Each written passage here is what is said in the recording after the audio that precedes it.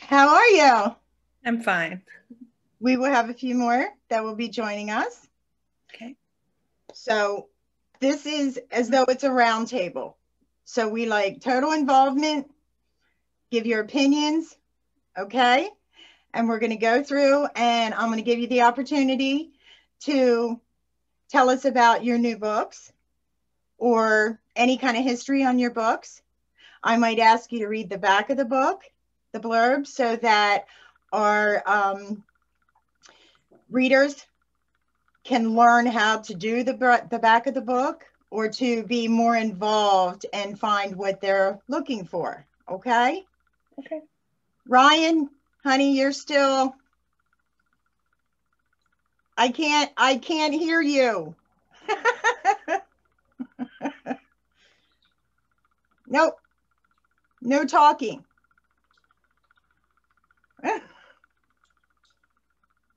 Nope. I think I was muted. Just, yeah. That's not a good way to start. Nobody's going to have to hear all the nonsense that I have to say. No, that's perfectly fine. I always have the intro to the show where it's almost like a process of unmuting everyone. It just happens that way. Directions, and yeah, I hear you. All righty. So we have our other two authors that should be joining us right now. Hello. How are you? Unmute. Hello, Gary. How are you? Still can't hear you, love. And don't worry, I'm fabulous at editing. I promise.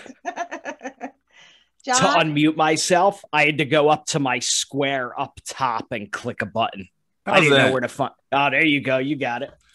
This thing likes to set up my microphone as the speakers. Yes. Yeah. It depends on what type of computer you have as well, from what I've learned. John, we can't hear you. Can you see me?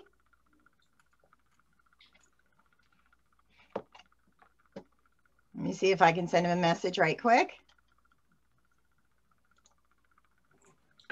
Hello, John. Hey, sorry about that. I'm trying a new headset here and I couldn't get it to work. So. Perfectly fine. Can you hear me? We can hear you. Great. Okay, guys, we ready to start the show? Hello, everyone. This is Opus Night, and you have entered Night Vision. We have some renowned authors that I'm going to have them introduce themselves and their new either works in progress or what they've already released. So, John, we're going to start it off with you. Oh, great. Put me on the spot first. I write as J.C. Kong, and if you've heard of me, it's probably because of the Dragon Song Saga, of which book one is Songs of Insurrection. And I have also released one, Masters of Deception, Crown of the Sundered Empire, and also Scions of the Black Lotus. Had to think about that. Wonderful. And their new release, it's a new release? I'm sorry? It's a new release?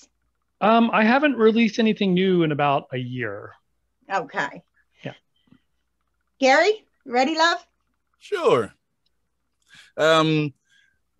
My author, my pen name is Alexander Christian. I write a series called By the Hand of Dragons.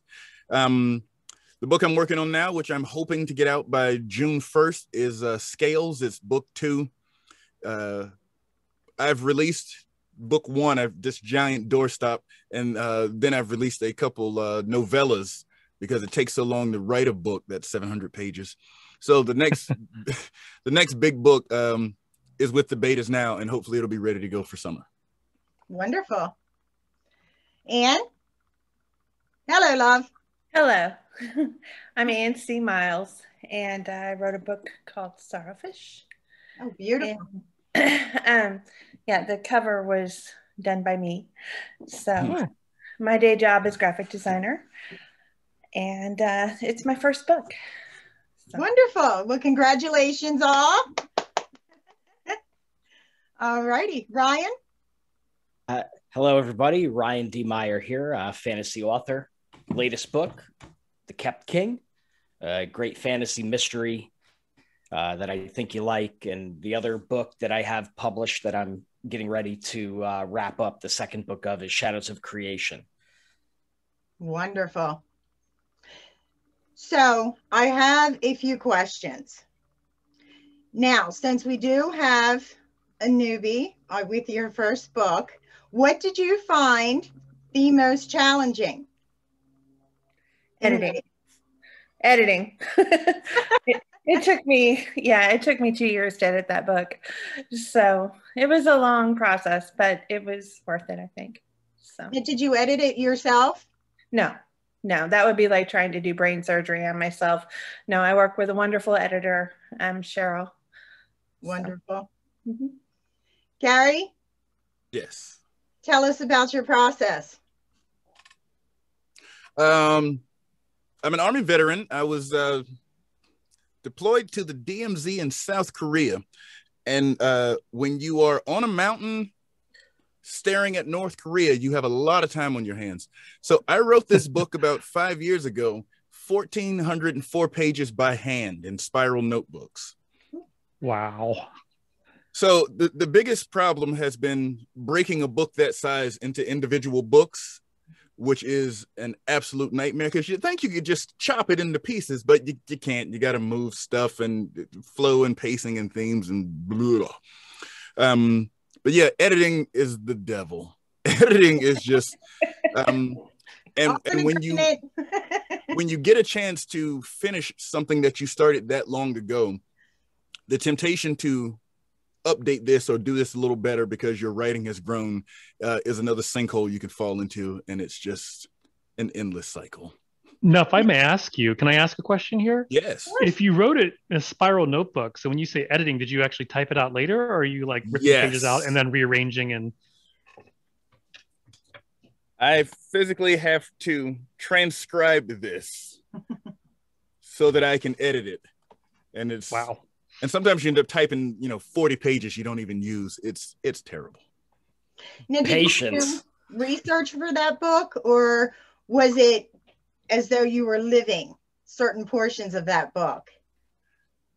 I was living certain portions of it. I had the beginning and middle and end, and then I had about 12 hours a day every day with nothing to do. So it kind of wrote itself. It was my leash back to sanity. Now, what has been the most difficult writing journey that you've had? And what have been the highlights? Ryan? I think the whole process for me since I've started writing has been a lot of discovery. So I will echo the group sentiments about editing. That seems to be a consensus. Everybody dislikes that portion of it. But for me, it's been routine. When I first started, I had high aspirations without truly knowing if you could do it right. Until you type the end, you don't really know. So I had the high aspirations, and I did not stick to a routine. I was a binge writer, and I struggled a lot with that. Since honing a routine where I'm a little bit more balanced between my business and my writing, and I'm more consistent, it's really solved a lot of the road bumps that I've had. Now, what is your normal practice? Like, run us through your routine when you sit down to actually navigate through a story you want to tell. Yeah, so I'm a super plotter. I didn't start that way. It was kind of a function of necessity to make sure that I was closing some of my story gaps and that sort of thing.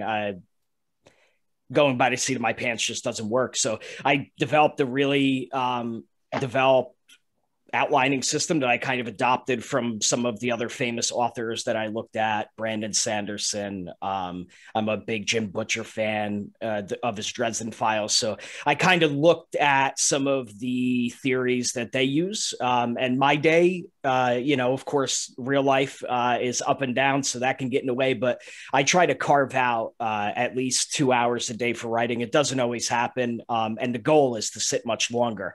But for me, my routine was always about stopping gaps of writing where I would go, 7 to 10 or 15 days without touching it. So since establishing a little bit of a stronger base, that's been helpful. I don't know if everybody else has a similar routine. I cannot stress enough. I don't know if they want to consider me a pantser, or I kind of run with my characters. I already know where the ending is, and I'm flying by the seat of my pants to get there. And I'm having a ball while doing it. Nigari, what's your process? I just want to say I love the term binge writer. I hadn't thought of that, but that is I got my next weekly video. That's right. I write nonstop. I basically work out the plot points in my head. But my process for writing the entire story is I do a ton of research on the characters.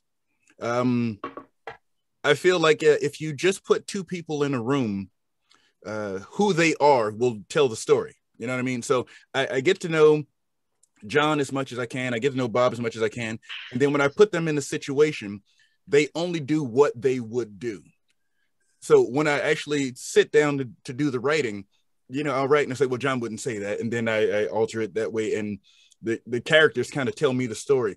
But the biggest hurdle is just getting the characters down pat. So once I put them in the room, it just flows. Gotcha. Anne?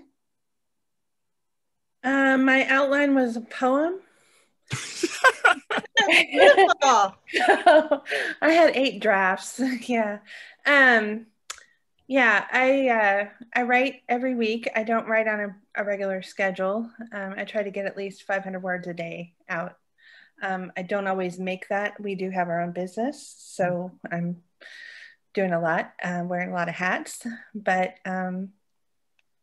that's kind of where I'm at. So the last thing I've done recently was take the remainder of my poem. The first book is the first stanza of the poem, and then I've got 2 stanzas left. So that's going to be 8 books. Wow. Tell us of how you developed the characters. What was the character development revolving around this poem? What was so special about it? You have to really read it to understand, but my series is called The Call of the Lorica.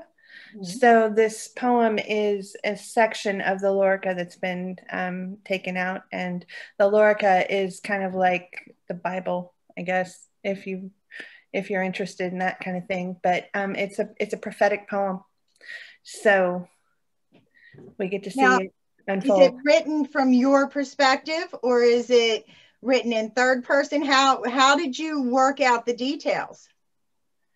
I started writing. I literally just start writing and it sort of unfolds in my head. So that's what happened. And yeah, the characters come up and do what they do. I mean, I don't do a lot of research or prep for it. It just comes out.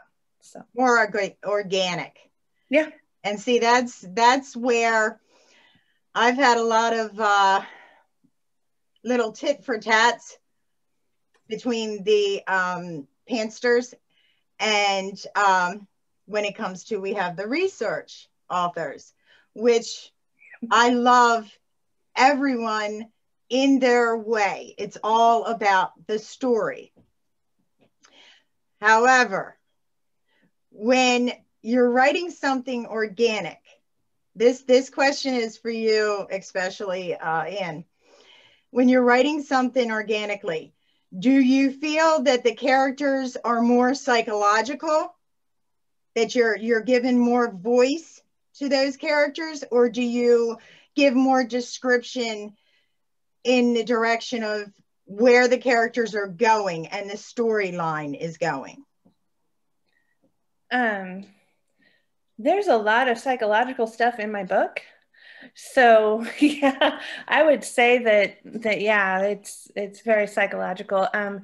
But as far as the way the story unfolds, it's pretty balanced. You know, I have description and action and all of that as well. So do you have some plot twists in there? Plot choices? Is it plot twists? Oh yeah.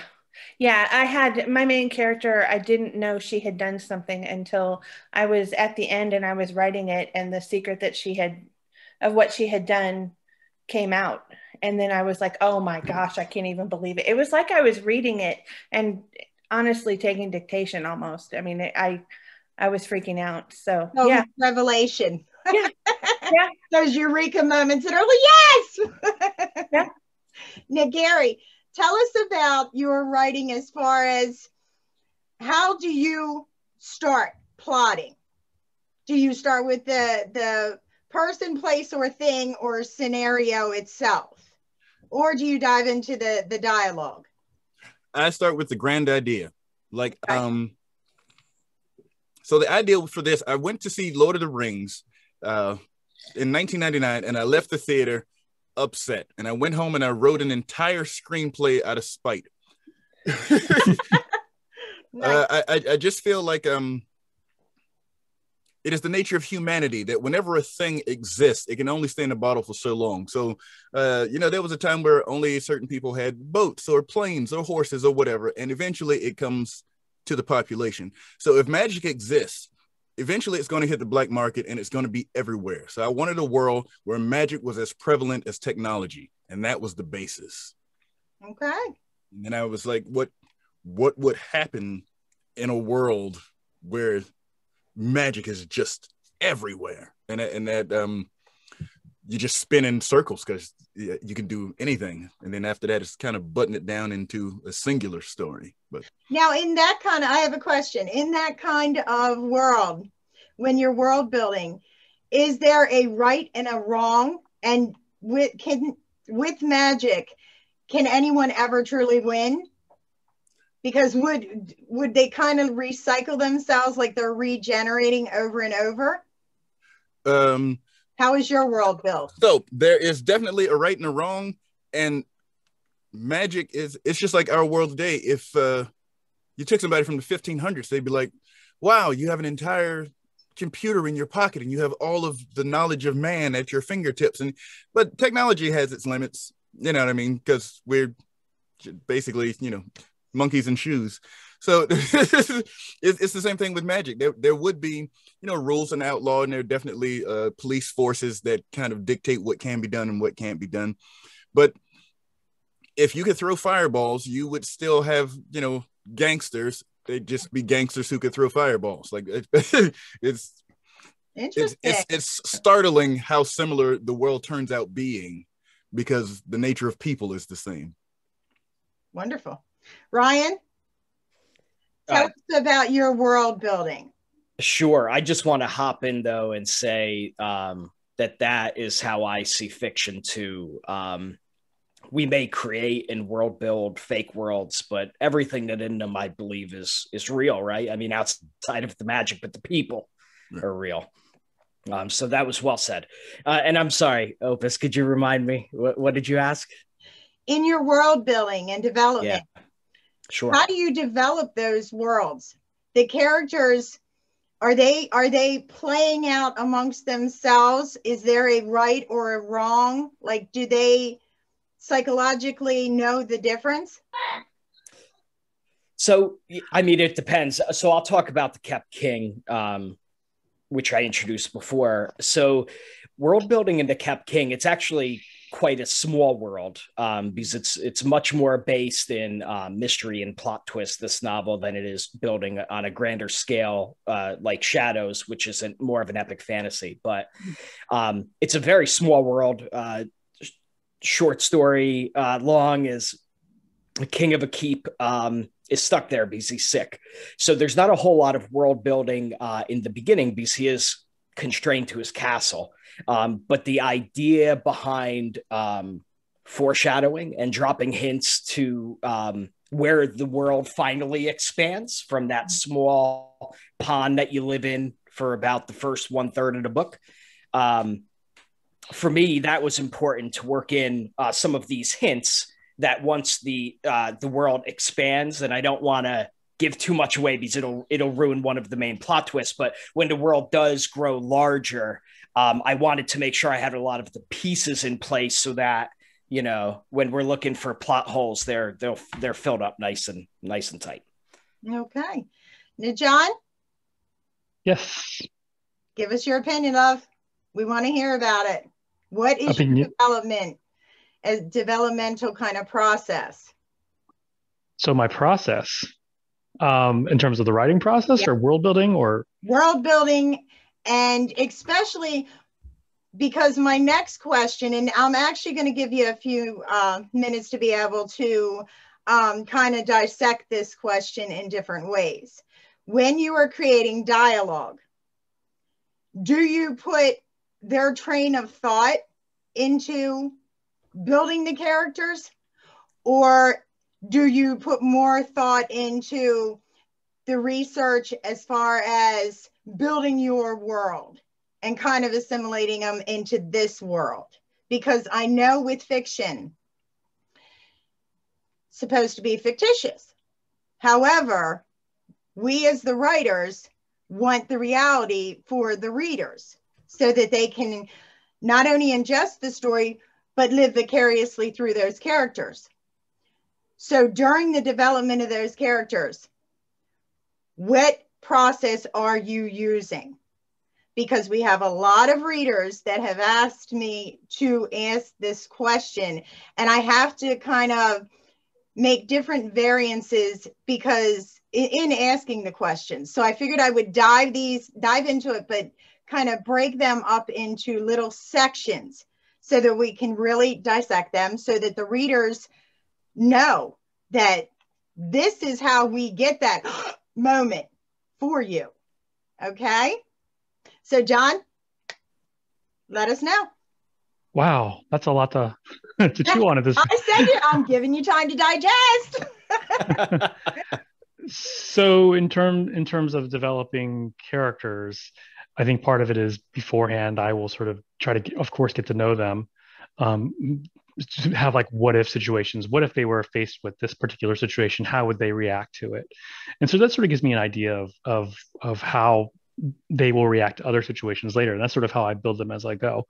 I think in terms of, I think some of us have talked about plots and how we structure stories. And I'm very much I know where the story starts. I have a pretty good idea of where it ends. I like to have a really good plot twist in there somewhere.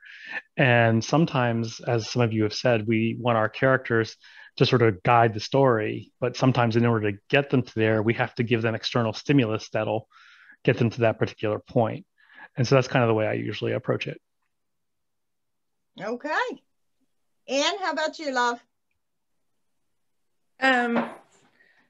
What was the question? I know, I wasn't quite sure what I was answering, but it's just like, okay. And let me tell you, you had a minute. John, props. He got 1 second. 1 second to answer that question. Yeah. Okay. We divvied the questions up. When creating the world building with dialogue, with person, place, and thing in mind, okay? Their thoughts. How much do you kind of dive into that thought process for each one of them? Yeah, a lot. I when I'm writing, I have one point of view character per chapter. So I'll switch between them, but the point of view character, whoever that is, I get into their head, and a lot of times their thoughts come out. Not all the time, but most of the time there's quite a bit. So I've learned, though, really, I read Jim Butcher's live journal, which is frightening. And he talked about how action happens and then the sequel happens. And what he means by the sequel is that's when the character thinks and sort of dwells on their next course of action. And so having that sequence of action, and then after that, another sequence, which he calls a sequel, of thought and contemplation or just emotional reaction. I think that's a good structure. And I'm trying to work some of that into my writing. So I don't know. We'll see. If I might insert there. So I actually totally missed the question about thoughts. So I usually write in close narrative distance. I usually write third person, but I usually use a very close narrative distance. So basically their internal thoughts become the narrative as well. So usually, just as Anne was saying, I like to have like an internal, like usually there's an action from something else, an external stimulus, and the character will have sometimes a visceral reaction. Like for example, they might feel like their heart leaps into their throat, or they might start to break out into a sweat or something. And then sometimes I'll include an internal thought and then the dialogue following it. So that might answer your question better than what I said earlier. Beautiful. Ryan? Now you had the longest, so we're waiting to hear the amazing thought process behind this. Oh, the pressure's on now. So I do something really odd, and I hope that I'm not the only living soul out there that does this. I doubt I am, but most writers find it slightly strange. So I also write in a third person voice, and it's important for me to try to stay in that headspace. So for Shadows and the book that I'm writing now, the follow-up to Shadows, it's 4 different perspectives through the whole novel. So it follows 4 different characters. That was a lot for me to juggle in the beginning when I was writing chapter 1, chapter 2, chapter 3 by my plot. So what I did was I took my plot and broke it down, and I actually write character, a timeline of a single character through. Then I write another one. Then I write another one. Then I write my 4th character, and I piecemeal it together afterwards. I find it's more strenuous work when it comes to the editing portion, because you definitely can't mix up where your chapters are going. But I found from staying in a voice, especially when I started writing in a woman's voice, I found the practice of writing a character consistently was really helpful. Now, did you consult a woman's perspective by any chance when writing that?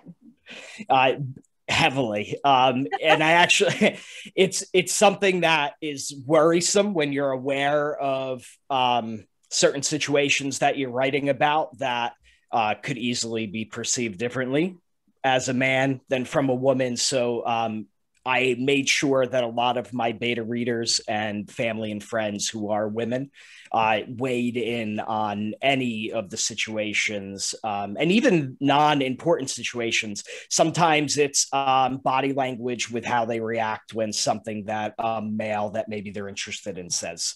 You know, those are the romance portions were the part that, you know, I really needed the extra help with. So some family and friends came through. Reason I asked that, we have a game that I've played with a few authors, not on the show, but just in friendship, where we've gotten into conversations regarding this. With the characters, like you said, a male writer versus a female writer. If I were to read you something, would you be able to dissect, is it a woman or was it written by a man? Do you believe you would? And do you really believe there is a quintessential difference as far as your voice coming through those characters? That's maybe the $1 million question, right? I would hope that I wouldn't be able to tell. But if you asked me what I thought, I bet you I'm confident that I could probably guess. Not every time, of course, but and maybe you could you know, maybe if you're going to extend the question, but if you've played that game, you probably will be able to give a pretty good response to whether or not that's true. You would actually be surprised. Readers are amazing at this game. Authors, not so much, because I found intellectually, when we write differently than how a reader is perceiving those characters, because it goes back to the living vicariously through those characters and through the worlds that we build. You know, we have certain markers that I think every author allows themselves, where we want to build trust in the reader, and we want to make sure that the reader is taken on this journey of, like I said, the plot twist and the ups and downs and the different introduction of characters and their character flaws and their traits. And during the process, when the character is you're reading that character, or a reader reads that character and they're reading into it, we may say something like, they had a very bad day. And the word very can be either used in a weak way or a very strong way. You know, she went to the store, she had a fender bender. She went to the store and she almost died. Now, when you're writing dialogue, how do you exude that kind of panic and emotional, excuse me, overload of excitement for, oh my God, this happened and that happened? How do you, in your own mind, do you talk out that kind of dialogue to yourself? Or are you someone who is acting it out with someone else? Or do you kind of sit back and think, okay, in the process, I'm writing this person, and this is how they're going to think, and this is what they're going to do, you know, because what precedes the accident was she just found out by a telephone call that she had a miscarriage. So you're kind of intertwining different scenarios into one character. How do you evolve that character and introduce other characters into, especially something that is that dramatic, those events? John? Oh gosh, being put on this. I'm good with this, let me tell you. I have a ball. So my day job, I'm an acupuncturist, doing Chinese medicine. And for example, your particular situation, I've seen plenty of people in car accidents. I'd actually say not half my practice, but a quarter of my practice is women getting pregnant and dealing with recurrent miscarriages. So I've actually feel fairly connected to that sort of situation in terms of knowing, I mean, part of what we do is we listen a lot, and we sort of get the idea of how a person reacts to these sort of things. I mean, sometimes, for example, a miscarriage, some people, it happens once, they don't exactly know why. Other people, it's been a recurring thing, it happens over and over again, and so their thought process will be different, you know, whether it's just sort of a first time versus if it's been a recurring time. So usually I try to like put myself in their shoes. I try to listen to what other people have gone through. I try to read a lot and then see how that applies to when I'm trying to write dialogue and internal thought processes. That was wonderful. That's exactly what I personally love hearing, and I know that a lot of readers will hone into that answer, because part of building a character and their developmental stages, you need to make sure you are on an intellectual level with that character, thinking, wait a minute, is this her first miscarriage? You know, is she by herself? Is it 2 or 3 different times that she's going to try to have children thereafter, that she's going to relate back to this moment in time? So if you're looking forward to a sequel or any kind of trilogy, you have to, that's part of the world building, because you want that character to evolve. and the story to evolve. Now, how much time do you spend in when you develop the character and you're writing the dialogue? How much time do you spend? I know we do a lot of research, each of us in our own ways. Now, I'm someone, like I said, organically, I want my story to flow. I write poetry, I write short stories as well, and I also write lyrics for songs. Now, with that, I am very, very heavily involved with emotions and the psychological effects that not only writing has, every word has multiple meanings.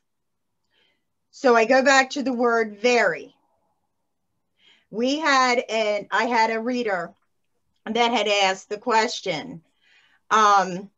He nodded. Okay, now this was on Facebook, and it was just a general chat, and I was reading it, and there was probably maybe 50 at best different authors that had answered this question. And it was, she nodded, she smiled with emotion, she smiled in agreement. Now, how do any of you think and feel as far as how would you answer the question, she nodded, to another author, not the reader, but how would you kind of express to them, evolve that she nodded into, tell me about that character with that nod? Now, I had thought about it for a bit, and I was like, well, this is like a building plank. Every character can go this way, that way, or the other. And sometimes with writer's block, I think that it's not that the characters are not developed enough. It's that they need you to stretch that world even further. Instead of introducing another character, they need you to stretch it to accommodate that particular character, because there is a lot of writers who will even agree that, you know, this character was supposed to have a short shelf life, and he became a main character. Gary, what do you think? Okay. I do agree with you that sometimes the character is more developed than the world, and if you don't give them enough space to breathe, you will find yourself in the situation where I just don't know what John would do next in this situation. So I may spend 7 minutes on the plot of the whole thing, but I'll spend 2 weeks just building characters. I start with their parents, their home life, their backstory, they're grown up. So I know who the people is, who the people is. So I know who the people are. So when I put them in the situations, I know how they'll act. And it's one of those things where one of the things I have to consciously focus on is to get out of the intellectual side of it, to stop intellectualizing how this person would be. Just like, how does he feel? And how is that going to impact how he reacts? One of the things I love to do is say, John stared at him blankly. He knew the answer. He didn't want to say the answer, but this was his best friend, and his best friend deserved the truth. And then the dialogue would be an absolute lie. So, so that you understand that, you know, like that is the nature of this person, that you get the humanity of this person. But how to give that much feeling in a nod without adding 6 more words, need a better author than me. Now, do you believe that you can take one sentence and kind of stretch the story, as far as even with the he nodded or she nodded? Oh yeah, absolutely. It's one of those things where I was thinking that if you have some depth to the character, how are they responding to this multiple miscarriage? Is there some part of them that kind of expects this to happen because they don't deserve to be happy, or the kind of person who doesn't have that bravery about it and is waiting to get the news so they can go ahead and break down and fall apart? And just knowing that about the character makes all the difference. I find when a person starts nodding before the other person stops speaking, it speaks volumes about where they are emotionally. And those little nods I like to give, the micro expressions that tell you what's going on more honestly than the words. Yeah, I'm very big on that. With not so much, I don't worry about the can I fit this all in a sentence, sort of speak. I don't care if it becomes a half a portion of the book.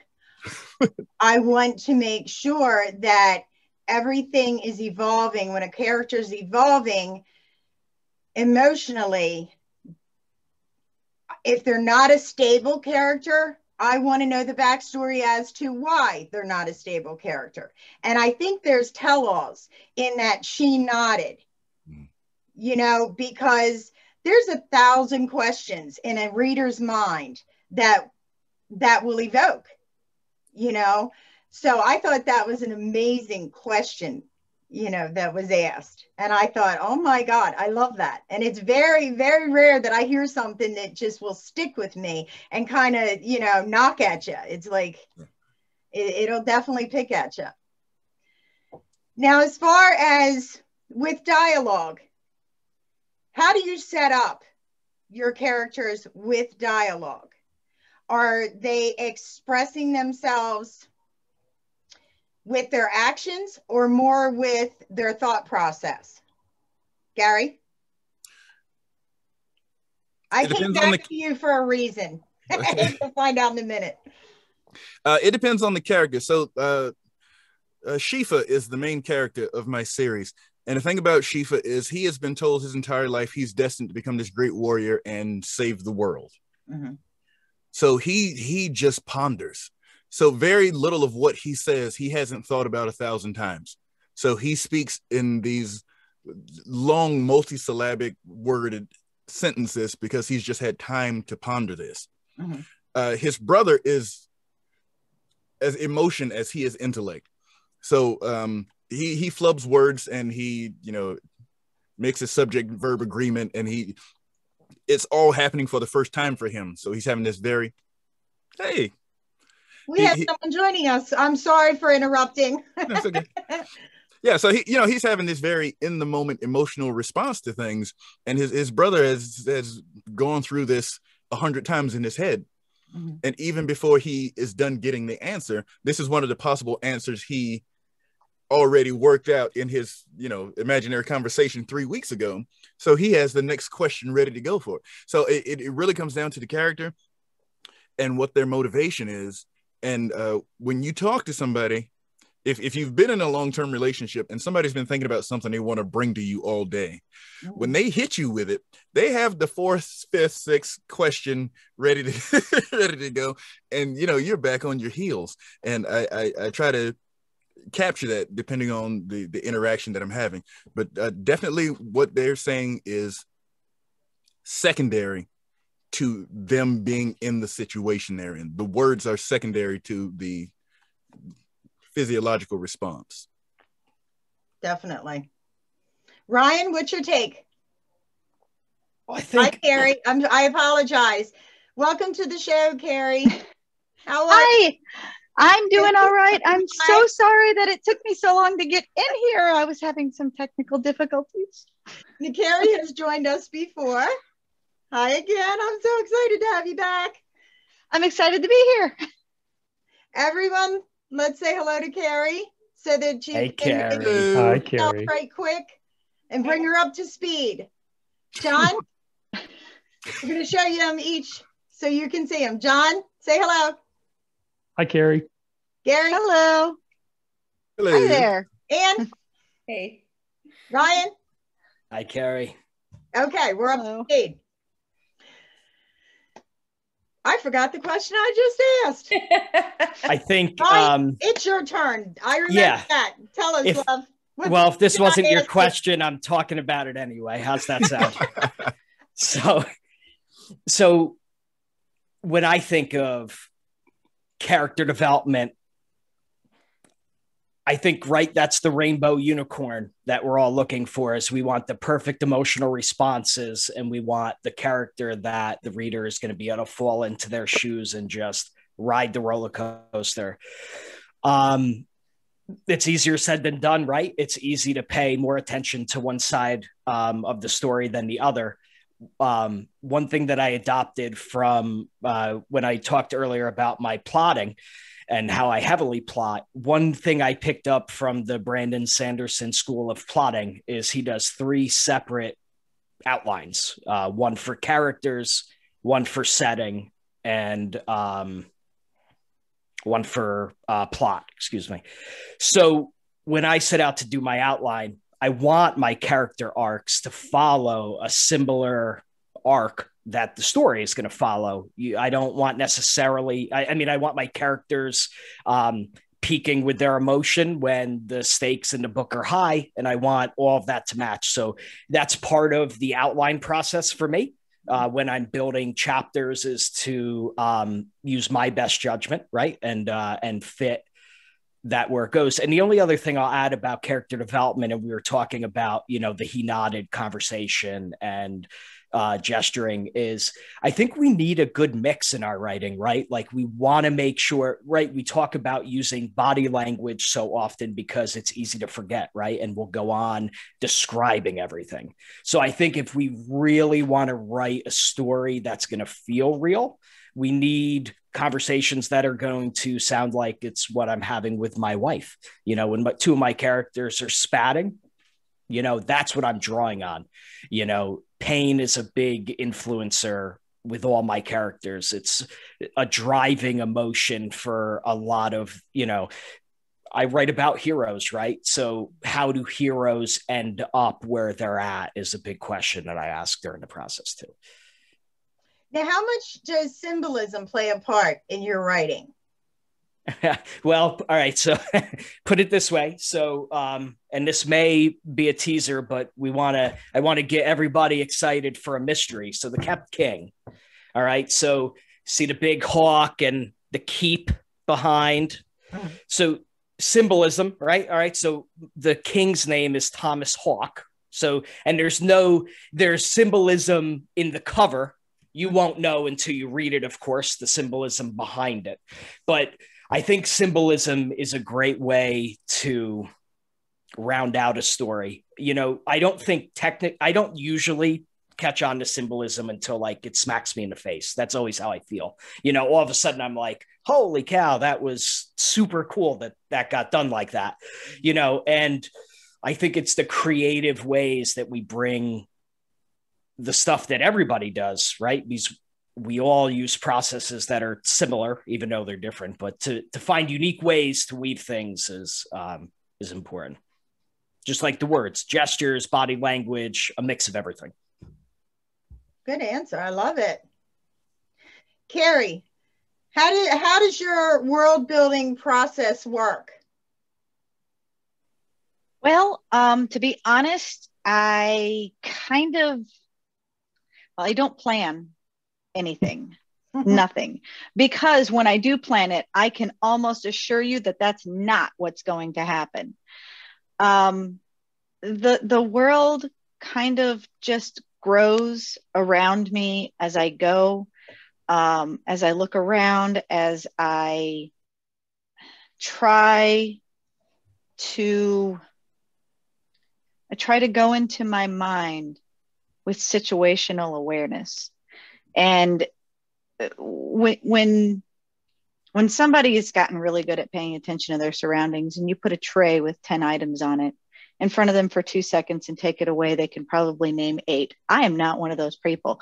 But as I'm in my world, I try to pick up on as many things as I can. And sometimes it'll be something as subtle as someone driving past my house and a glare goes across my wall, and I imagine that was a spirit whipping through the forest, and that's what it's going to be. So it's very whimsical. It's very in the moment.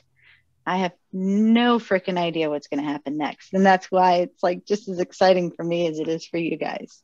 Have you met Anne? Sure. I think you two will be great friends.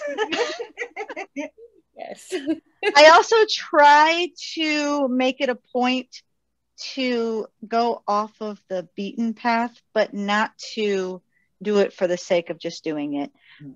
Like my unicorn, I wanted something unique, but it had to be the right kind of unique. So instead of being an equine, it is an insect. It is a parasite that attaches itself to equine. And it just makes it really creepy. It's like a floating centipede with a long horn in the forest. Nobody wants to run into that. But has to be the right kind of off the beaten path for me to use it. But everything is it's a recreation of mythology. So I guess the outline is already there for me. Now, that was way too much information. No, that was beautiful. And you know better than to add or to make that statement. I don't think anybody wants to run into that creature. Where am I most days? Where am I at? In the woods? He can climb up to my window and say hi. You know that. Everyone, I write dark literature, and let me tell you,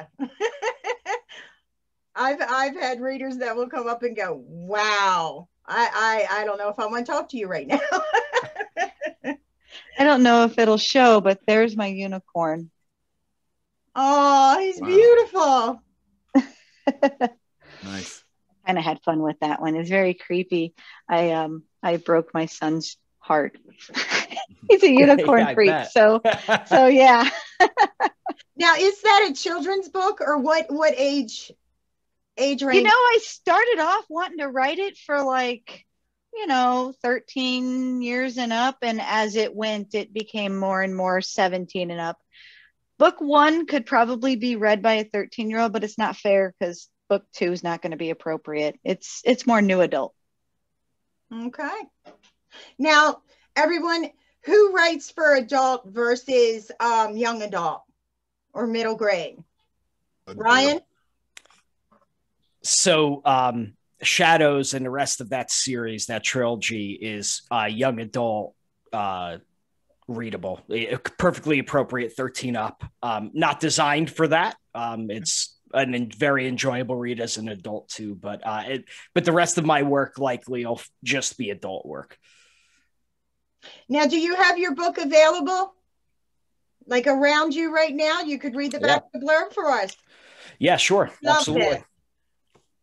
So The Kept King by Ryan D. Meyer. Autumn has come to the kingdom of Harlow's Hill.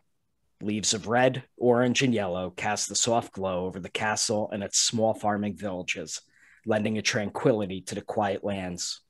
Life in the northern hills was peaceful, serene, and trouble-free. But for King Thomas Hawk, it wasn't that simple. Since childhood, he had been stricken with a mysterious illness, one with no known cause and no known cure. It repeatedly took a heavy toll on the king's body. However, nothing was more devastating than the loss of his memory. After each episode, the king has been left to reconstruct the fragments of his life, hoping that one day his memories might return. As the years stretched on, his illness only grew worse, threatening his family line that still required an heir. With the help of the Order of the Acolytes, Thomas finds himself in a race against time to find a queen.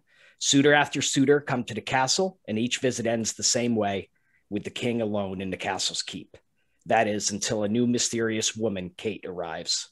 Join Thomas's Kate as they unravel the mysteries of Harlow's Hill, changing everything they know about who they were, who they are, and who they will be. And what is the title? The Kept King. That sounds amazing. Yeah. That truly sounds like an incredible story. Thank you. Anne? Do you have your book available, love? Yep. Let's hear it. Okay. Can Sarah wield the song? Every night, Sarah dreams about a strange world, and apparently she sleepwalks. Where does she go? Is she just losing it because of stress? Sarah's twin sister, Marilla, lies in a coma, while Sarah struggles to graduate from university with her degree in sculpture. The class diva, Chantal, is hassling her, and on top of everything else, her best friend, Peter, wants to date. It's enough to make anyone crazy. Choosing to defy the conclave, Bard in training Tristan sets out, risking capture and mind control in order to find a magical loot through a shadow network. Far in the north, a young luthier wizard named Dane meets a sinister stranger and barely escapes with his life. Dane's fate entwines with Tristan's. Both must follow the true song with the help of an ethereal guide they only know as Sarah, or see their world destroyed. Beautiful. Show it. Let's see the cover. What's the title? Sourfish? Oh. There we go. Beautiful. Okay. Carrie? I'm sorry, can I see that again? Anne, can you hold it up? Yeah, sure. Really close to the camera. Yeah. Okay, thanks. No problem. It's a pretty cover. Thank you. Beautiful. Very, yeah. Carrie? All righty. I have Origo, Son of Darkness. That's an amazing cover. Mm-hmm. Thank you. Mm-hmm. When Inko and Gray witness the brutal slaughter of a Dayran village, they intervene, but they can't save everyone. A young mother is struck down in the fray, and in her final waking moments, she pleads with them to protect her newborn son. In no time, it becomes clear that this is no ordinary boy. As if being raised by human dragons isn't unique enough, young Jack begins to show abilities no dragon or human has ever had. What's more concerning is the darkness that grows within him and the looming prophecy it carries. As Jack grows, his family does everything they can to keep his identity a secret and raise him to be a good man. He must learn to control his inner darkness, for it is said, we all have darkness in us. It's what we do with it that matters. Beautiful. Beautiful. John? So this is my typical book one, which is Songs of Insurrection. I think it's a mirror image, but anyway. I guess this doesn't help making it less mirror. Okay, so here's the blurb. Only the lost magic of dragon songs can save the world. Only an awkward girl with the perfect voice can rediscover it. The dragon singers of old summoned typhoons and routed armies, liberating mankind from the orcs before fading into legend. Now, with the world again facing a new cataclysm, the power of music stirs in Kaya, a naive misfit with the perfect voice. Without a master to guide her, she must rely on Hardeep. Sorry, I can't see because my eyes are getting so old and it's dark in here. Hardeep, a disgraced foreign paladin, to help her awaken the latent magic. His motives might not be entirely noble. When he leads her to the fabled dragon scale lute, which only a dragon singer can wield, it is up to the Black Lotus clan to intervene, because the instrument's fell power can save the world or destroy it. Wonderful. That sounds beautiful. I love it. I couldn't see it. It's so dark. Can I ask if your dragons have wings? So in the story, there's both Asian dragons, which don't have wings, and there is an Asian dragon that doesn't have wings, and a Western dragon that does have wings. Okay. I was just curious. Mine don't. I don't see it very often, so. Asian dragons don't have wings. So. Right. Okay. Gary? At 10 years old, Sheath has just learned that he is not a human, but a chimera, a living weapon created by powerful dragon magic to be the perfect warrior and win a war almost no one believes is coming. One of an army of 300 child soldiers, he must master every art of war and become powerful enough to defeat a threat that frightens even the Council of Dragons. Sheath has decided that if he is a weapon, he will be the most lethal weapon Fumashan has ever seen. His training takes him through the home of the giants, across the blood-red fields, and drops him right in the middle of a full-scale invasion by the undisputed lords of war, the blood soldiers of Loria. Though still a child, his battle prowess rivals even his master's. But can a boy, no matter how powerful his magic, win against assassins, corrupt politicians, mountain giants, the blood-red soldiers of Loria, and his own inexperience? He would say yes. By the Hand of Dragons, Book 1, Rook, is a dark, violent, coming-of-age fantasy series replete with epic battles, a bold new world, and graphic death scenes. This series has no heroes and no villains, only conflicting points of view in a world where everything is just another shade of gray. Very Let's see that nice. cover. Oh, I didn't see it. It's really nice. Thank you. It's beautiful. Gary, do you remember me? Vaguely. Oh, I'm sorry. I wasn't talking to you, Carrie. I said Gary. Yes. You do? Okay. I just Gary, wanted to... Carrie. Yeah. It rhymes. Yeah. Okay, now you're going You to look have to similar, too. elaborate. We were in SPFBO together. Uh-huh. And so I had the opportunity to interview him and to read his book. So anyway, I Nice. remember. And now you're on the same show. Isn't that awesome? That's awesome. See Yeah. why I love doing this? I love it. Okay. Now, Carrie, I want to ask the same question to you. I want to pose this question that we had said earlier, kind of discussed right before you entered. Now, a reader had posted on Facebook and they had said, he nodded. How do I build on this sentence or this little ending here? He nodded. And multiple people had said, well, he shook his head in agreement and he showed his excitement by nodding. How much thought goes into something like nodded, or she expressed, or she explained? I actually spent a year in psychology and I studied. That's precisely why I posed that to you. I was not letting you get out without it. I know. I studied psychology and the effects of diverse religions and the different effects that different religions can have on psychology. I was trying to actually open a field, but I kind of stopped short. But I did kind of have a brief obsession with body language, and I studied Joe Navarro's What Every Body Is Saying.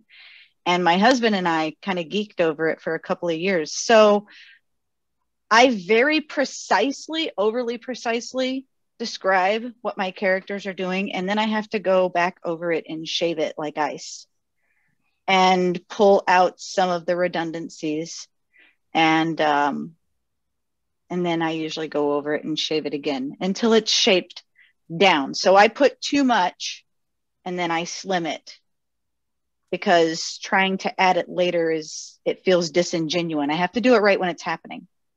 And otherwise it's not real. Do you feel that simple she nods or he nods, that it literally can build, you can build a future in that, in the story, where let me see, like we were trying to discuss as far as psychologically, there is no simple smile or nod. There's always that hidden intent or thought behind that smile.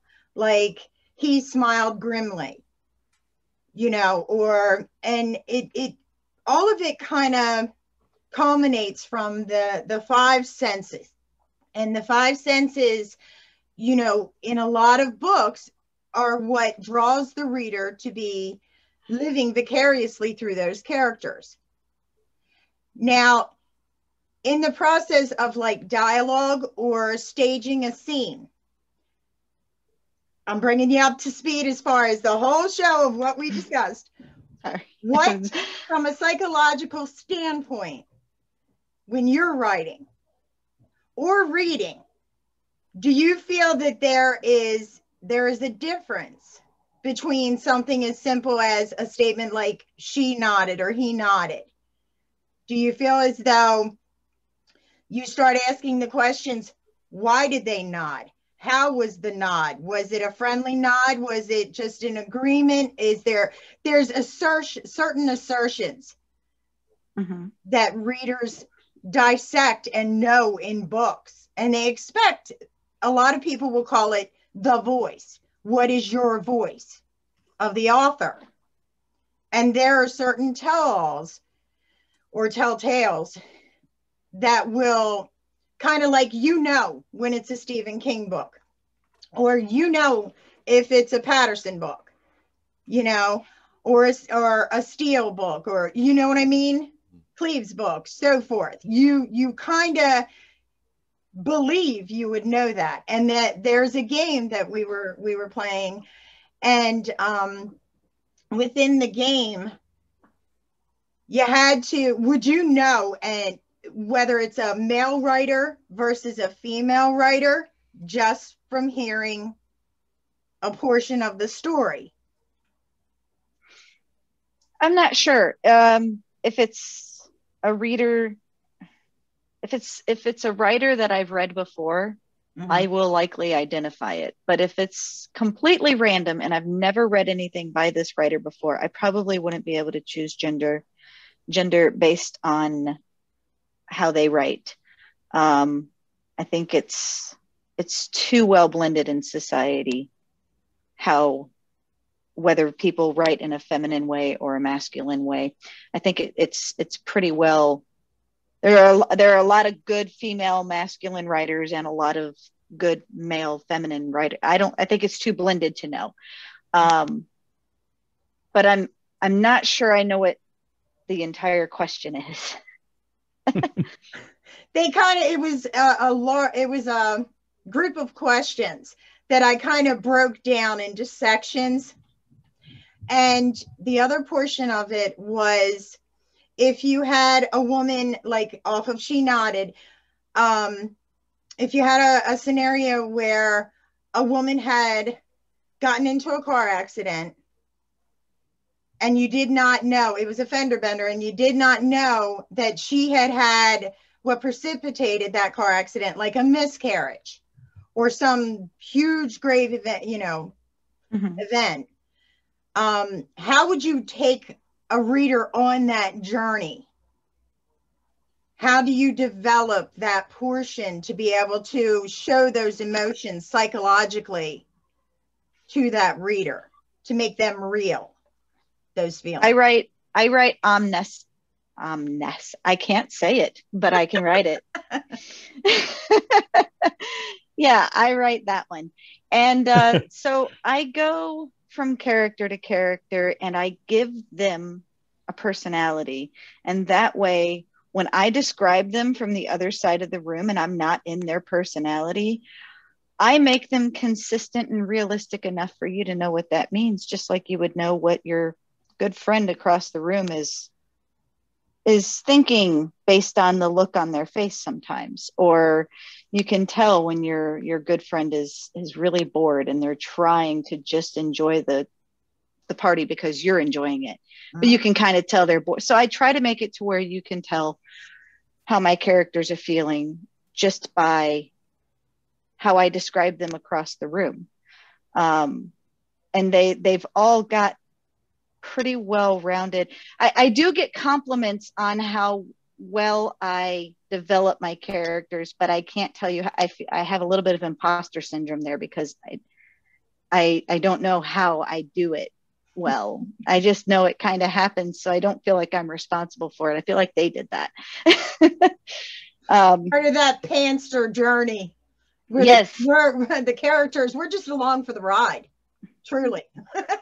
But I give all of my characters a little bit of time as the main focus, just enough so that you have an idea of what their personality is, so that you don't have that character where it's hard to get into, hard to picture, because when it's hard to picture and it's hard to get into, it's very easy to remember. And if you're going to make it easy to remember, what's its point of being there? Or if you're going to make it easy to forget, then what's the point of putting it there? Sorry, fumbling over my words. Not so much of the character development itself.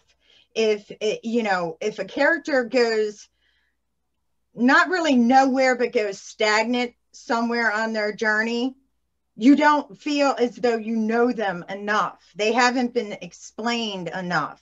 Their train of thought or their emotion hasn't, been evolving long enough for you to kind of immerse yourself into that character.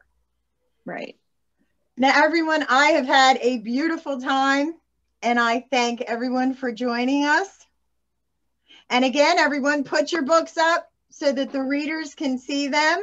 And if anyone would like to get in touch with Ryan, Ann, Gary, John, or Carrie, please get in touch with Opus Night. And I promise you, I will connect you. Okay? Sounds you guys good. Have a lovely, lovely evening. Thanks for having You too. us. Thanks for having us.